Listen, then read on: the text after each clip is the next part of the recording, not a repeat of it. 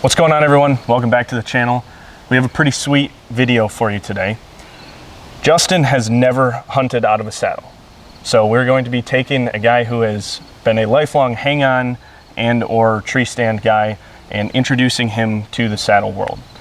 We also have 5 tips to stay more comfortable in your hunting saddle, whether that be for an all-day sit or just a morning or afternoon sit. There are a few tips and a few pieces of gear that are going to help you along the way, but are not necessary. So for this video, we're gonna try to keep it as basic as possible. We have a tethered Phantom saddle, which a few years ago was one of the best saddles on the market, if not the best, and is probably still considered to be up there as far as the technological advancements to this. However, all of these basic things can be done with whatever you're running. With all that said, I do want to give just a brief thank you to everyone who showed the last video some love, as well as our shorts. So if you appreciate this kind of content, you like what we're doing, subscribe to the channel, give this video a like, and also comment what you'd like to see us do. All that said, let's get into it. Let's get it. Okay, so we have Justin in the tree here, and the first thing you're going to notice about his posture is he's pretty far away from the tree. He is almost vertical, but he's leaning very far out. So there's 2 adjustments that you can make to your saddle to be able to change how far you sit away from the tree, and then 1 height change in your tether. We're gonna focus on the tether first, and like I said, we have a few pieces of equipment that are fancy that are not necessary to stay comfortable. They're just there for convenience. And one of them is this Ropeman 1 here. We have the thicker or standard size ropes from Tethered. Obviously it's gonna be more comfortable and a lot lighter weight to pack in the 8mm ropes. However, you don't need the Ropeman to be able to do this. Everything can be done with your Prusik knot. It's the same concept. So what we're gonna do is we're gonna have Justin grab the tag end of the rope, which is this here. He's gonna take his right hand, or his dominant hand, and he's going to grab the tag end, and then he's going to take his non-dominant hand, pull himself towards the tree, and slide the tag end up to bring himself closer. So go ahead and do that. Well, look at that. So the Ropeman makes that a lot easier, but with your Prusik knot, it's the same concept. You just have to slide it up or down. This is obviously just friction holding the thing in place.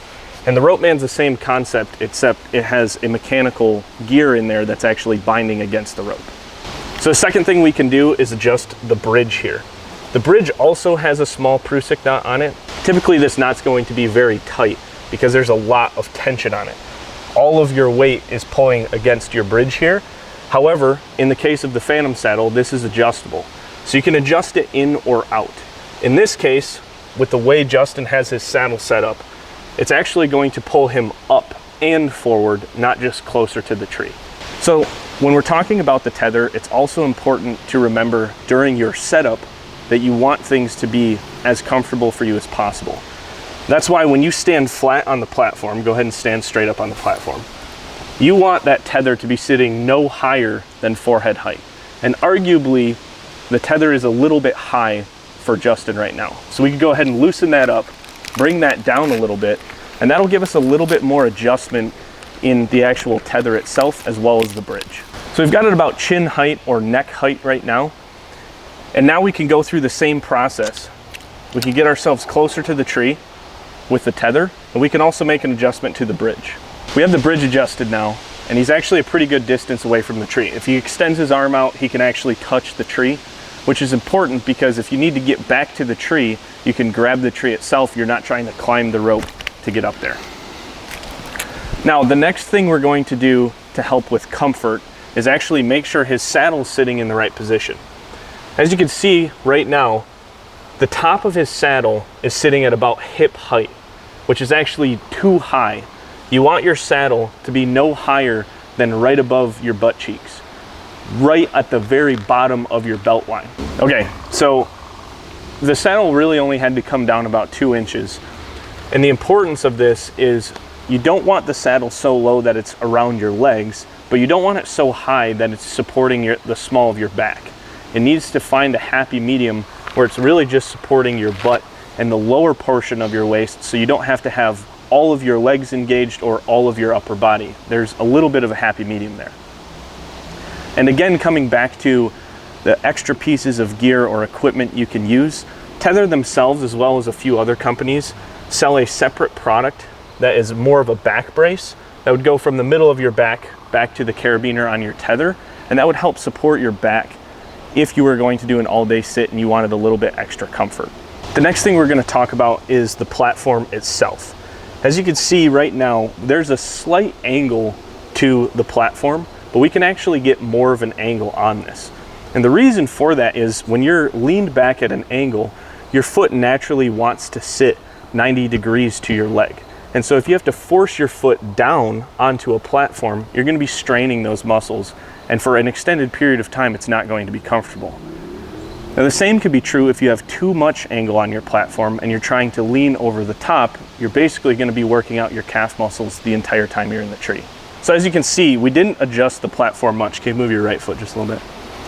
The platform is at just a slight angle, and that little bit of difference can make all of the difference when you're sitting in the tree all day.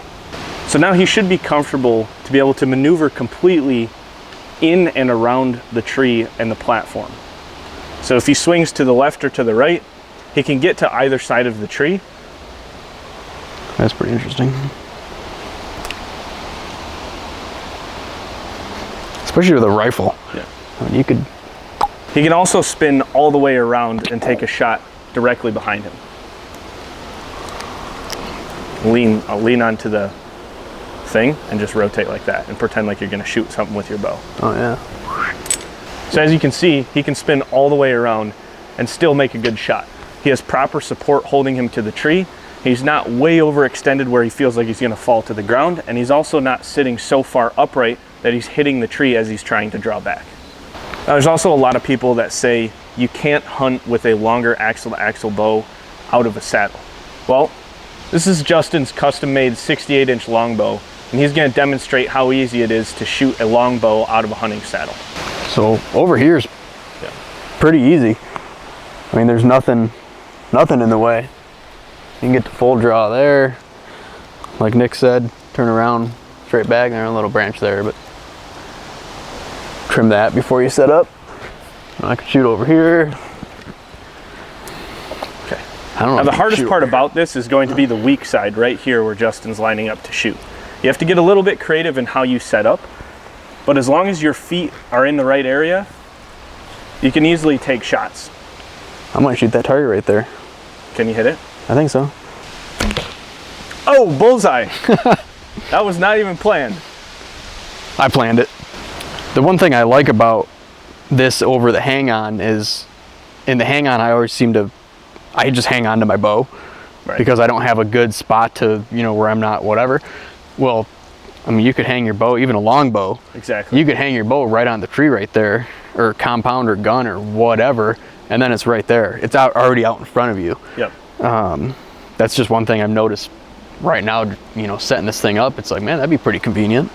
And I think the biggest problem that people have when it comes to hunting saddles is you can see Justin's silhouette away from the tree is much larger than it would be if he were sitting down in a hang-on tree stand.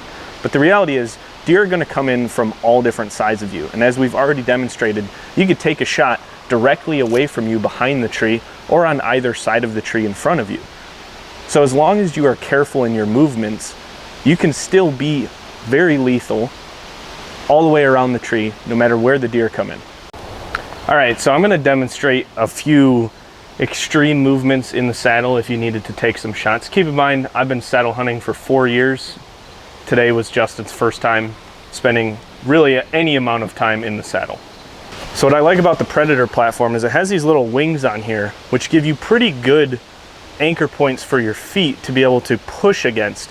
If I need to get to the far side here and shoot something behind me, as opposed to trying to come around the tree here where I'm completely exposed. I can still use this tree as cover, and I can still be supported and have a sturdy base to be able to take my shot. The same is true if we're going to flip all the way around. I can brace myself against the tree here, put my foot on top of the platform and one on that wing, and I can have a sturdy shot right out here. My knee is supported against this tree, and I'm super stable as I maneuver all the way around this tree. That's another great tip for just saddle maneuverability, is bringing your knees into the tree allows you to make smaller movements, whereas if you're all the way out here and you go to swing, you're gonna find yourself crashing into the tree. If you come to the tree first and then maneuver, it's a lot easier and a lot more controlled. There are several companies who make knee pads specifically for this idea. Tethered is one of them. We're not sponsored by Tethered. I just happen to enjoy the Tethered products, which is why I use them. But you could use something like Carpenter's knee pads, and they're gonna do the exact same thing. They might be a little bit heavier. They're not optimized for saddle hunting, but anything you put in front of you will protect your knees. All right, so although it's not 100% recommended, and it's probably not the safest idea to do all the time, you can stand up on just your platform. And that is the advantage of the saddle, is you could still treat it just like you would a hang-on. You probably don't have the ability to take a shot from here because you don't have a lot of room. But I'm still wearing my saddle harness. If something were to happen and I would fall, it would probably be very scary, but I'm gonna be caught by the saddle itself. However, I can stand here on the back of the platform facing directly away from the tree, and I can still see everything in front of me. As long as I didn't have something right here and I was shooting out here, I could probably take a shot more comfortably. So hopefully that helped you understand some of the versatilities with saddle hunting and maybe gave you a few tips on how to stay more comfortable in the hunting saddle. At the end of the day, sitting in one place for hours on end is not the most comfortable thing anyway. That is, unless you're one of those guys who sits with their crossbow and a lazy boy in a 6x6 heated blind. But as you might be able to tell on the Knox Nature channel, that is not something we do. So with that said, let's get to the outro. All right, so obviously a much shorter video than the last one we uploaded, but we don't need every video to be 48 minutes long in order to be informative. Hopefully some of you found this video helpful or at least entertaining. Like I said before, if you enjoyed this type of content, we'd appreciate it if you subscribe to our YouTube channel, leave a like or a comment on the video, and let us know what you'd like to see next. We also have a podcast that is called Knox in Nature, Spotify, Apple Podcast, Amazon Music. We have 28 podcast episodes up right now. All of them are around an hour, hour and a half long, with the exception of episode 9. But that is just another form of content that we enjoy making for everybody, so feel free to check that out. You can also follow us on Instagram, knoxandnature_podcast. And without further ado, I think that's it. I think that's it. I think I'm gonna try saddle hunting this year. All right. We'll see. We'll see what happens, guys. Stay tuned for more videos.